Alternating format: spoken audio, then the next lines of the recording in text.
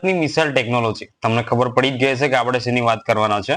જો તમે વિડીયોમાં નવા છો તો પ્લીઝ એક ભારત દેશ માટે લાઈક શેર અને સબસ્ક્રાઇબ કરી દો, તમારા મિત્રોને શેર કરો કે ભારત દેશની તાકાત કેટલી છે. બરાબર છે, તો અત્યારે ને અત્યારે તમારા મિત્રો સાથે તમે આ માહિતી શેર કરો. બરાબર, તો આપણે આજે વિડીયોમાં જોઈશું કે ભારતની મિસાઇલ ટેકનોલોજી, કે ભારત પાસે મિસાઇલ ટેકનોલોજી કઈ છે અને કયા અંતર સુધી એ વાર કરી શકે છે. બરાબર છે, તો જેટલા પણ મને મારા ધ્યાનમાં આવેલા છે મેં મોસ્ટ ઓફ લઈ લીધા છે. જો કંઈ બાકી હોય તો પછી તમારે મને પાછળથી કોમેન્ટ સેક્શનમાં જણાવી દેવાનું, આપણે એને પણ અલગથી વિડીયોમાં ચર્ચા કરીશું. બરાબર, આગળના બધા વિડીયો તમે જોયા હશે એવી આશા રાખું છું. જો તમે અત્યાર સુધી ના જોયા હોય તો પ્લીઝ એક વખત યુટ્યુબ ચેનલને આપણે વિઝિટ કરી લો અને તમારા મિત્ર સાથે પણ શેર કરો. બરાબર, તો ચાલો ચાલુ કરીએ આપણે ભારતની મિસાઇલ ટેકનોલોજી વિશે. હવે ભારતે સંરક્ષણ ક્ષેત્રે સારી એવી પ્રગતિ કરેલી છે. આમ જોવા જઈએ તો ભારતમાં મિસાઇલ ટેકનોલોજી મુખ્યત્વે વિકાસ કરેલો છે. મુખ્યત્વે સૌથી વધારે ફાળો જાય છે ડીઆરડીઓ નો. ડીઆરડીઓ બહુ જ પ્રગતિ કરેલી છે મિસાઇલ ટેકનોલોજી બાબતે. બરાબર છે, અત્યારેની સિચ્યુએશન પ્રમાણે જોઈશું તો ભારત સારા મોટા અગ્રણીના દેશો છે એની સાથે સ્પર્ધા કરે છે. ભારત અત્યારે સ્વદેશમાં બનાવેલી સ્વ ટેકનોલોજીની બનાવેલી મિસાઇલ્સ હવે અન્ય બીજા દેશો સાથે એ વેચાણ પણ કરે છે. બરાબર, તો પ્રથમ વાત કરીશું અગ્નિ શ્રેણીની જે મિસાઇલ છે એક. બરાબર છે, એ એક બેલાસ્ટિક મિસાઇલ છે. બરાબર, હવે એનો વિકાસ કોણે કર્યો છે? ડીઆરડીઓ. બરાબર, ડીઆરડીઓ નું ફૂલ ફોર્મ શું છે એ તમારે મને જણાવવાનું છે. હાલના સિચ્યુએશનમાં બધાને ખબર હોવું જોઈએ કે ડીઆરડીઓ એકચ્યુઅલી છે શું. બરાબર છે, તો ડીઆરડીઓ દ્વારા આનો વિકાસ કરવામાં આવેલો છે. હવે અગ્નિ શ્રેણીમાં અગ્નિ 1, અગ્નિ 2 અને અગ્નિ 3 છે. બરાબર, આ આટલી વસ્તુ છે ને એને આગળ પણ આવશે અગ્નિ 4, અગ્નિ 5, એમ ટોટલ 5 અગ્નિનું અગ્નિ છે એનું જો બનાવવામાં આવેલું છે. તો સૌથી પહેલા વાત કરીશું અગ્નિ 1 છે, એની રેન્જ કેટલી છે? તો એની રેન્જ છે 700 થી 1200 કિલોમીટર સુધી એ વાર કરી શકે છે. બરાબર છે, હવે 1000 કિલો પેડાલોગ લોડ અને પરમાણુ અને પરંપરાગત હથિયારો લઈ જવા એ સક્ષમ છે. બરાબર છે, આ વસ્તુ અગ્નિ 1 જે છે એનામાં વાત કરેલી છે. અગ્નિ 2 માં શું છે કે એની રેન્જ શું છે? 2000 થી 3000 કિલોમીટર સુધી રેન્જમાં એ કરી શકે છે. એની સેમ છે અને એનું છે ઉન્નત નેવિગેશન સિસ્ટમ એમાં ફિટ કરવામાં આવેલી છે. હવે અગ્નિ 3 જે છે એની રેન્જ શું છે? તો રેન્જ છે 3000 થી 3500 કિલોમીટર સુધીનું રેન્જ છે. હવે આનામાં અપગ્રેડ થયું છે, તો કેટલા પેડા લોડ લઈ શકે છે? તો 1500 કિલોગ્રામ પેડા લોડ એ લઈ શકે છે. બરાબર છે, હવે ચીન અને એશિયાના મોટા ભાગને નિશાન બનાવી શકે છે આ અગ્નિ શ્રેણીના જે મિસાઇલ છે એ. હવે વાત કરીશું અગ્નિ 4. એની રેન્જ છે 3000 થી 4000 કિલોમીટર. બરાબર, અને આમાં અપગ્રેડ આવેલું છે, એકદમ ક્લીન છે અને સાથે સાથે શું છે? હલકું પણ છે વજનમાં, એટલે વ્યવસ્થા એને સારી રીતના આપણે લઈ જઈ શકીએ છીએ. હવે વાત કરીશું અગ્નિ 5. અગ્નિ 5 ની રેન્જ છે 5000 થી 8000 કિલોમીટર. તમે વિચાર કરો, 5000 થી 8000 કિલોમીટર. જો પાકિસ્તાનને નષ્ટ કરવું હોય જોક સપાટ, તો માત્ર એક અને બે મિસાઇલને તમારે ટાર્ગેટ કરવાના છે, બાકી બીજું બધું પતી જાય. બરાબર છે, હવે વાત કરીશું અગ્નિ 5 મિસાઇલ. બરાબર છે, એ આંતરખંડીય બેલાસ્ટિક મિસાઇલ છે. બરાબર છે, મલ્ટી ઇન્ડિપેન્ડન્ટલી ટાર્ગેટેબલ એન્ટ્રી વ્હીકલ છે. બરાબર, એમવીઆર. અને તમે મલ્ટિપલ જગ્યાએ એને ટ્રાન્સલેટ કરી શકો. એમવીઆર સિસ્ટમ શું છે પાછળ મેં તમને સમજાવેલું છે. બરાબર છે, અહીંયા જણાવેલું છે કે ટેકનોલોજી છે આ એક સાથે અનેક નિશાનો પર હુમલો કરી શકે છે. ધારો કે મારે અત્યારે આ મિસાઇલ મારે છોડવી છે, તો મારે લાહોરમાં છોડવી છે. બરાબર, કરાચીમાં પણ છોડવી છે, તો મારે એ જગ્યાએ હું ટાર્ગેટ કરીને એને ત્યાં બ્લાસ્ટિક કરી શકું છું. બરાબર છે, હવે અગ્નિ 6 છે એની વાત કરીશું. અત્યારે હાલમાં એ ડેવલપમાં છે. એની રેન્જ અત્યારે વધારેલી છે, 10,000 થી 12,000 કિલોમીટર હોવાની અપેક્ષા છે. બરાબર છે, એનો ઉપયોગ ક્યાંથી કરી શકાય છે? તો સ્થળ પરથી પ્રક્ષેપણ કરી શકાય છે. બરાબર છે, પરમાણુ નિરોધક તરીકે પણ આનો ઉપયોગ થઈ શકે છે. બરાબર, તો હાલમાં અગ્નિ સિરીઝના ટોટલી 5 અગ્નિ સિરીઝના છે એ બની ગયેલા છે. અગ્નિ 5 સુધી બની ગયેલું છે. અગ્નિ 6 અત્યારે હાલમાં ડેવલપના કામમાં છે, બરાબર છે. ટૂંક સમયમાં અગ્નિ 6 પણ આવી જશે. હવે પૃથ્વી શ્રેણીની વાત કરીશું, બરાબર છે. હવે પૃથ્વી શ્રેણી છે, બરાબર છે. પૃથ્વી મિસાઇલ એ ટૂંકી રેન્જની બેલાસ્ટિક મિસાઇલ છે. મિત્રો એક્ઝામમાં ઘણી વખત પૂછાય છે બેલાસ્ટિક મિસાઇલો વિશે, બરાબર છે. એટલે આ ખાસ આપણે યાદ કે ધ્યાનમાં રાખવાની જરૂર છે, કેમ કે આ આપણા દેશની શું છે, પાવર છે, આપણા દેશની શક્તિ છે, બરાબર છે.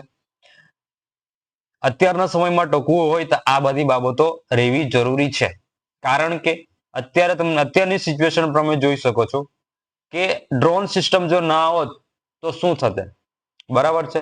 રડાર સિસ્ટમ ના હોત તો અત્યારે શું થતે, બરાબર છે. મેં તમને એક રીલ શેર કરેલી છે, ઇન્સ્ટાગ્રામમાં પણ શેર કરેલી છે, યુટ્યુબમાં પણ શેર કરેલી છે. સુદર્શન ચક્ર S400, બરાબર.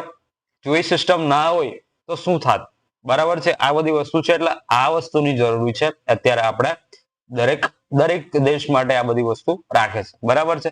હવે પૃથ્વી શ્રેણીની જે છે મિસાઇલ છે એનો વિકાસ કોણે કરેલો છે, મોસ્ટ ઓફ કોણ કરતું હોય, ડીઆરડીઓ દ્વારા જ એનું બનાવવામાં આવેલું હોય. ડીઆરડીઓ પ્લસ કોઈ પણ દેશ સાથે એ ટાઈપ કરતું હોય છે, બરાબર છે. પૃથ્વી શ્રેણીની વાત કરીશું તો પૃથ્વી શ્રેણીમાં પૃથ્વી 1, પૃથ્વી 2 અને પૃથ્વી 3, બરાબર. આટલા રેન્જના 3 બનાવવામાં આવેલા છે, બરાબર છે. પૃથ્વી 1 ની રેન્જ જોઈશું તો 1500 થી 150 કિલોમીટર સુધીની એની રેન્જ છે. 150 કિલોમીટર અંદર સુધી પૃથ્વી જે મિસાઇલ છે એ અટેક કરી શકે છે. હવે 1000 કિલોગ્રામ પેડાલોડ એ લઈ શકે છે. ખાસ કરીને એ સૈન્ય માટે ઉપયોગ થઈ શકે છે, કેમ કે બોર્ડર પર સૈન્ય રહી શકે છે, બરાબર છે. પૃથ્વી મિસાઇલ 2 છે, બરાબર. હવે એનું રેન્જ છે 350 કિલોમીટર છે, બરાબર. 500 થી 1000 કિલોગ્રામ પેડાલોડ છે એ લઈ શકે છે, એટલું એનું વહન કરી શકે છે. હવે આનો ઉપયોગ કોણ કરે છે તો વાયુસેના કરે છે. હવે પૃથ્વી 3 એને આપણે ધનુષ તરીકે પણ ઓળખીએ છીએ, યાદ રાખજો. પૃથ્વી 3 કે ધનુષ મિસાઇલ એની રેન્જ છે 350 થી 600 કિલોમીટર છે. એ નૌકાદળ માટે જહાજ ઉપરથી એને પ્રક્ષેપણ કરી શકાય છે, એટલા માટે નૌકાદળ યુઝ કરે છે. પૃથ્વી 1 મિસાઇલ છે એ આર્મી યુઝ કરે છે. પૃથ્વી 2 મિસાઇલ છે એ એરફોર્સ યુઝ કરે છે, અને પૃથ્વી 3 મિસાઇલ છે એ નેવી યુઝ કરે છે. આટલી વસ્તુ ધ્યાનમાં લેવાની. હવે એનો ઉપયોગ શું છે કે પરંપરાગત અને પરમાણુ હથિયાર લઈ જવા સક્ષમ ટેકનિકલ યુદ્ધ માટે આ ઉપયોગ થાય છે, બરાબર છે. પૃથ્વી મિસાઇલોનો અત્યારે હજુ સુધી પાકિસ્તાન ભારતના યુદ્ધમાં ઉપયોગ થયો નથી. જો પરિસ્થિતિ બગડશે તો આ વસ્તુનો ઉપયોગ થશે અને નકશામાંથી બલુચિસ્તાનનો નવો જન્મ થશે. જે રીતના બાંગ્લાદેશનો જન્મ થયો હતો એ રીતના પાકિસ્તાનના 2 ભાગલા થશે અને ભારત દેશના બીજા એક ભાઈનો જન્મ થઈ શકે છે. બ્રહ્મોસ મિસાઇલની વાત કરીશું. બ્રહ્મોસ એક સુપરસોનિક ક્રુઝ મિસાઇલ છે, બરાબર છે. બ્રહ્મોસનો સુપરસોનિક ક્રુઝ મિસાઇલ છે. બ્રહ્મોસનો વિકાસ ભારતના ડીઆરડીઓ અને રશિયાનો સંયુક્ત સાહસથી આ બ્રહ્મોસનો મિસાઇલ કરવામાં આવેલી છે. બ્રહ્મોસના વિશે નામ શું છે કે બ્રહ્મ નદી અને એમઓએસ એ રશિયન એક નદી છે, એમનું નામ પરથી બ્રહ્મોસનું નામ રાખવામાં આવેલું છે. હવે બ્રહ્મોસની વિશેષતા શું છે કે બ્રહ્મોસ મિસાઇલ છે 290 થી 600 કિલોમીટરના અંતર સુધી એ ટાર્ગેટ કરી શકે છે, બરાબર. હવે નવીન સંસ્કરણનો ઉપયોગ કરવામાં આવેલો છે, જે આમાં અપડેટ કરવામાં આવેલું છે. એને 800 કિમી સુધી એની શું કરવામાં આવેલી છે, અપડેટેશન કરવામાં આવેલું છે કે 800 કિલોમીટરના અંતર સુધી એ ટાર્ગેટ કરી શકે છે. એની ઝડપ શું છે કે 2.8 થી 3.0 મેક સોનિક થી 3 ગણી ઝડપ. એની ઝડપ તમે જોઈ શકો છો, બરાબર. કેટલી સેકન્ડ નથી, મેક ની વાત કરેલી છે, સેકન્ડ નથી, મેક ની વાત કરેલી છે. 2.8 થી 3 મેક જેટલી એની સૌથી ઝડપ સુપરસોનિક છે, એટલા માટે કહું છું. જો મારે અહીંથી પાકિસ્તાન પર ટાર્ગેટ કરવું હોય ને તો પાકિસ્તાન અહીંથી બ્રહ્મોસ તરત છોડી શકે છે, બરાબર છે. એનો પેડાલોડ શું છે તો 200 થી 300 કિલોગ્રામ છે. પરંપરાગત હથિયારો એ વહન કરી શકે છે. હવે પ્રક્ષેપણ આપણે આનું ક્યાંથી કરી શકીએ છીએ તો જમીનથી, હવાથી, સમુદ્રથી કે પાણીની અંદરથી સબમરીનમાંથી આપણા બ્રહ્મોસને આપણે અટક કરી શકીએ છીએ, બરાબર. હવે ઉપયોગ બહુમુખીય, એન્ટીશિપ અને જમીન પર હુમલા માટે એનો આપણે ઉપયોગ કરી શકીએ છીએ.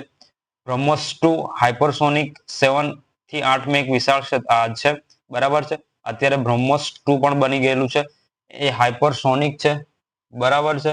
7 થી 8 મેક એનો જે સ્પીડ છે એ બરાબર છે. અત્યારે એ હાલમાં શું છે, અત્યારે બની રહેલું છે BrahMos-2. હવે વાત કરીશું આકાશ મિસાઇલની. બરાબર છે, મધ્યમ રેન્જની. બરાબર છે, એનો પ્રકાર શું છે કે મધ્યમ રેન્જની સપાટીથી હવામાં માર કરતી મિસાઇલ છે. બરાબર છે, એનો વિકાસ કોણે કર્યો છે? એ પણ DRDO દ્વારા એનું વિકાસ કરવામાં આવેલો છે. એની રેન્જ શું છે? 25 થી 30 કિલોમીટરની અંદર સુધી આકાશ એ ટાર્ગેટ કરી શકે છે. બરાબર, હાલમાં આકાશનો ઉપયોગ કરવામાં આવેલો છે. ઊંચાઈ 18 કિલોમીટર સુધી ટાર્ગેટ કરી શકે છે.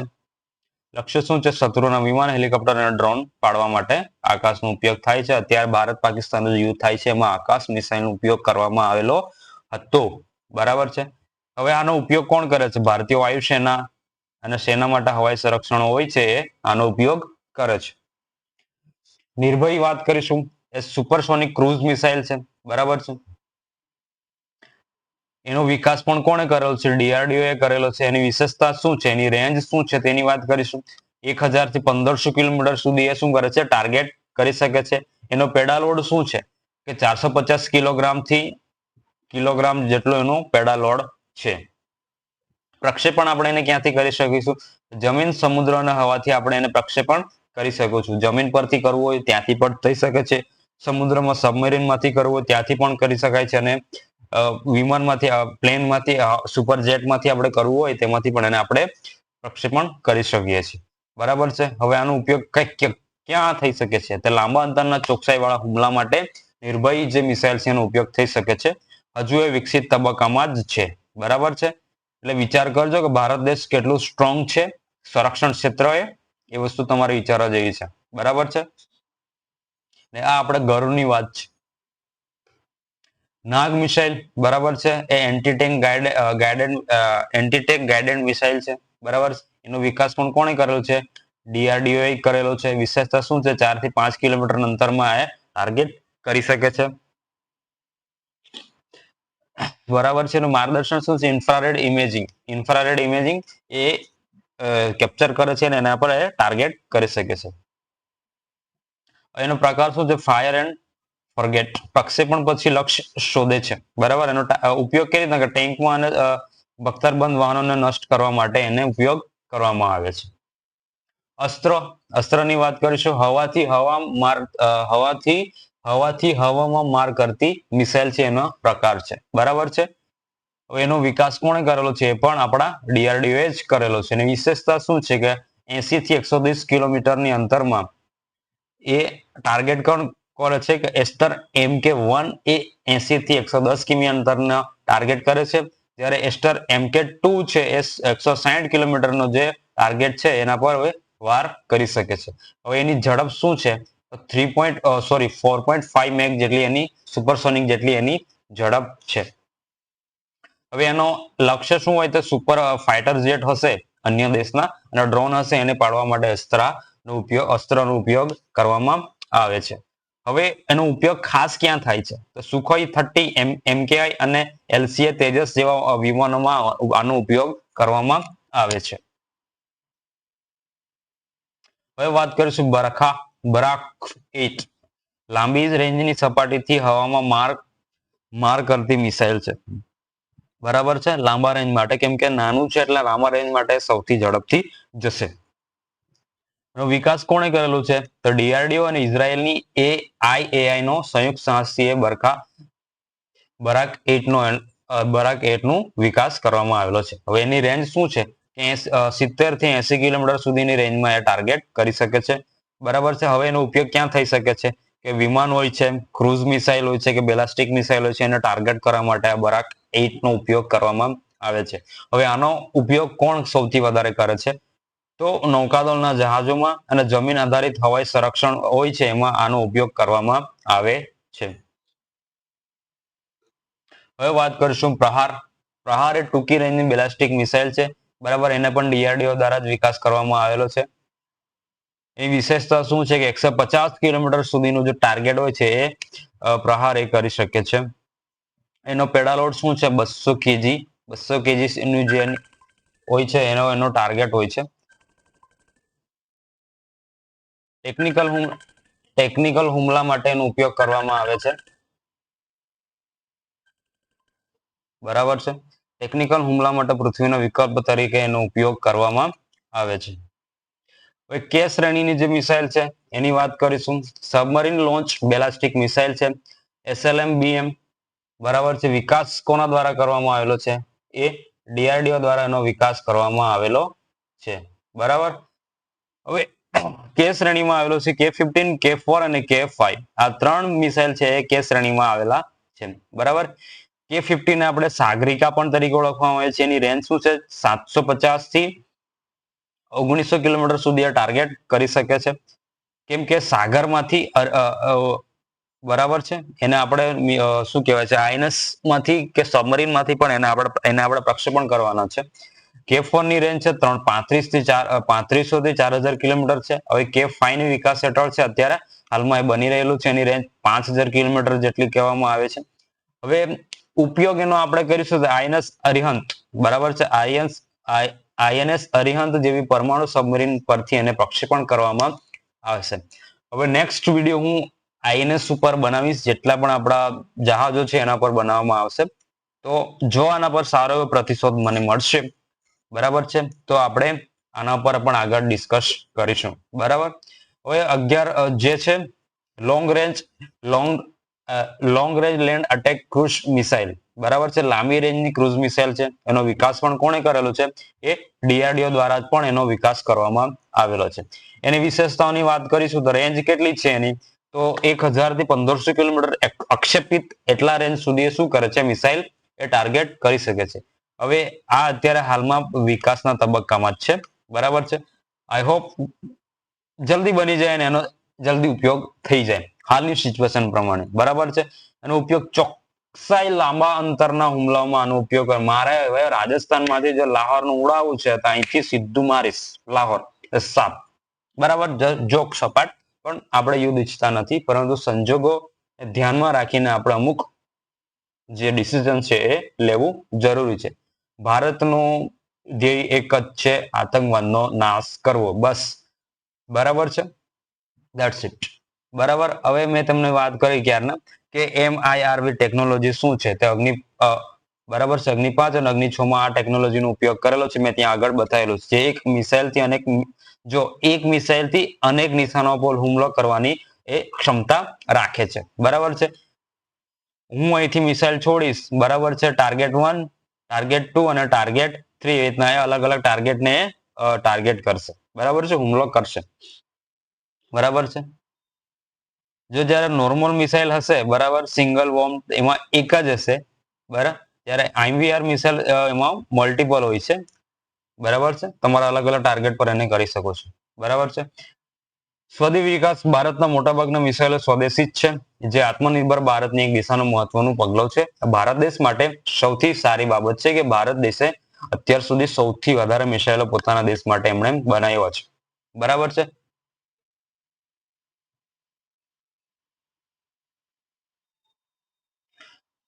આજના વિડીયો પૂરતું આટલું જ છે. જો તમને વિડીયો ગમ્યો હોય તો પ્લીઝ લાઇક, શેર અને સબસ્ક્રાઇબ કરી દેજો. સાથે સાથે તમારા મિત્રો સાથે શેર કરજો. બરાબર. અને સબસ્ક્રાઇબ કરવાનું ભૂલતા નહીં. જય હિન્દ, જય ભારત. જય હિન્દ લખવાનું ભૂલવાનું નહીં ભારત આર્મી માટે. Thank you.